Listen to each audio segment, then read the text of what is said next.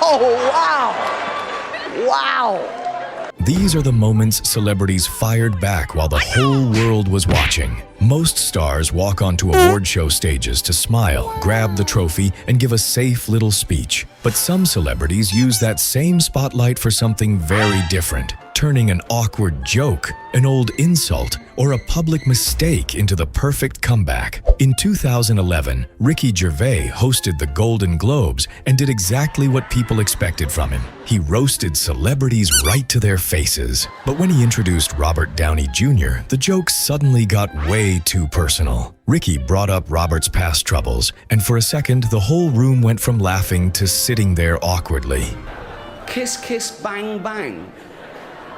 Bowfinger, really? Yeah, Up the Academy, come on. He has done all those films, but many of you in this room probably know him best from such facilities as the Betty Ford Clinic and Los Angeles County Jail. Please welcome Robert Downey Jr. But when Robert walked onto the stage, he didn't look angry or embarrassed. He smiled, took the mic, and calmly fired back in a way that made the whole room laugh again. Aside from the fact that it's been hugely mean-spirited with mildly sinister undertones, I'd say the vibe of the show is pretty good so far, wouldn't you? At the Comedy Central roast of Rob Lowe, Rob was supposed to be the one getting destroyed. That was literally the whole point of the night. But the second Ann Coulter appeared, the whole roast changed direction. She wasn't even the guest of honor, but suddenly every comedian on that stage started saving their harshest jokes for her. The more the audience reacted, the more brutal it got. Ann Coulter, who cuts eye holes in them. Looks like she's having a good time. I haven't seen you laugh this hard since Trayvon Martin got shot. Ann Coulter is here, which can mean only one thing. Much like a truck stop transvestite whore that I saw Jeff Ross run to an ATM just before the show. It's to Halloween, but I see that Ann Coulter's already in her skeleton costume. Michael B. Jordan's moment was short, but it hit hard. At the Creed 3 red carpet, reporter Laurel casually mentioned that they knew each other from school. At first, it sounded like a friendly throwback, but Michael clearly remembered a different version of that story. He smiled and immediately said, "I was the corny kid, right?" And just like that, the whole interview shifted. That was the real clapback. The director and the star of Creed 3. And, you know, we know each other. We go way back all the way to Chad Science in Newark, okay? The corny kid, right? No, I did not say that. Misquoted for sure. Taylor Swift's VMA moment started as one of the most uncomfortable award show interruptions ever. In 2009, she won Best Female Video and walked on stage to give what should have been a happy speech. She was young, excited, and clearly not expecting anything strange to happen. Then Kanye West suddenly walked up, took the mic from her hand, and hijacked the whole moment because he believed Beyoncé deserved the award more. Taylor stood there shocked while the entire room tried to process what had just happened. Yo, Taylor, I'm really happy for you. I'm gonna let you finish. But Beyoncé had one of the best videos of all time. One of the best videos of all time. Back in 1995, at the MTV Movie Awards, Cameron Diaz was on stage presenting the Best Kiss Award with musician Chris Isaak. But during the bit, Isaac suddenly created a very awkward kiss moment with Cameron. The audience laughed, but Cameron's reaction made it look like she wasn't fully comfortable with what had just happened. Then, a few moments later, Jim Carrey and Lauren Holly were announced as the winners for Dumb and Dumber. Jim walked onto the stage, but instead of going straight to the mic, he went right toward Isaac. And before Isaac could escape the joke, Jim kissed him directly on the lips in front of everyone. That was the payback. Jim didn't need a speech. He simply made Isaac feel the same awkwardness Cameron had just been put through. And on the director's say-so. Come here, baby. Come on. Come here, baby. On the director's say-so. On the director's say-so. Excuse me.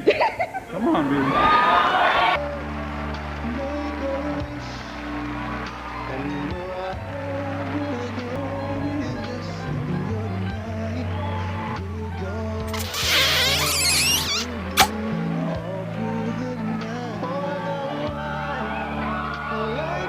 Ricky Gervais didn't let Steve Carell escape either. At the Emmys, Steve was sitting there as the star of the American version of The Office, while Ricky was the man behind the original British version. So when Ricky came on stage, he turned that whole situation into a joke. He acted like Steve had not only taken his show, but also taken the award that should have belonged to him. Steve played along perfectly, which made the whole thing even funnier. Couldn't actually win one of his own, so he stole someone else's. I don't think that is actually the original Emmy. I think that's a shoddy remake. Where is he? Where is he? Oh, there in the front row. Just... Steve played along perfectly, which made the whole thing even funnier. The moment worked because it felt friendly, but also maybe wanted his Emmy back just a little too much. Yes, you have. Stop. Yes, you have. Yes, you have. Give me it. Give me the Emmy. Give me the Emmy. In 2016, Chris Rock hosted the Oscars during the Oscars So White controversy, when people were calling out Hollywood for having no black acting nominees. Most hosts would have played it safe and avoided the subject. Chris did the complete opposite. He walked on stage and roasted the same industry sitting right in front of him. He joked about racism, boycotts, fake outrage, and the uncomfortable truth everyone in that room already knew, but didn't want to say too loudly. This is the wildest, craziest Oscars to ever host, because we got all this controversy, and no black nominees, you know? And people are like, Chris, you should boycott. Chris, you should quit. You should quit. You know, how come there's only unemployed people that tell you to quit something, huh? The audience laughed, but every punchline was landing directly on them. I'm sure there were no black nominees some of those years, say 62 or 63, and black people did not protest. Why? Because we had real things to protest at the time, you know? Jimmy Kimmel also proved that Oscar jokes can get very personal, very fast. While hosting, he congratulated Robert Downey Jr., but the joke about his highest point clearly pointed toward Robert's past struggles. This is the highest point of Robert Downey Jr.'s long and illustrious career. Well, one of the highest points. But Robert has been Was that too on the nose, or was that a drug motion you made? Then Jimmy moved straight to Bradley Cooper because his date choice that night had already become a big online talking point. Bradley, you brought your mom to the show tonight. Hi, Mrs. Cooper. How are you? You doing good? Great. Bradley brings his mother to every award show, right? She was dated last year at the Oscars. And not okay, but and the Tonys and the Soul Train Awards, etc. It's very sweet, but I guess the question is, how many times can one bring his mom as his date before he is actually dating his mom? John Travolta accidentally created one of the most famous award show mistakes ever when he walked on stage and completely butchered Idina Menzel's name. Instead of saying her real name, he introduced her with a version so wrong that the internet never let him forget it. Please welcome the wickedly talented one and only Adele Dazeem.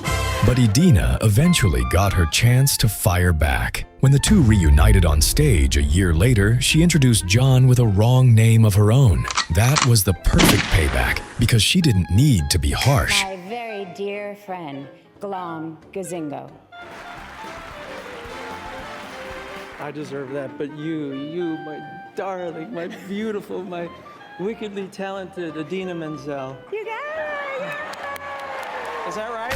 At a charity event in 2017, Kesha walked up to Jerry Seinfeld during his red carpet interview and told him she loved him. Then she asked if she could give him a hug. Jerry had no idea who she was, so he politely said no. Kesha tried again, and he still refused. Most of the time. Gosh, I love you so much. Oh, thanks. Can I give you a hug? No, thanks. Please? No, thanks. A little one. Yeah, no, thanks. Oh.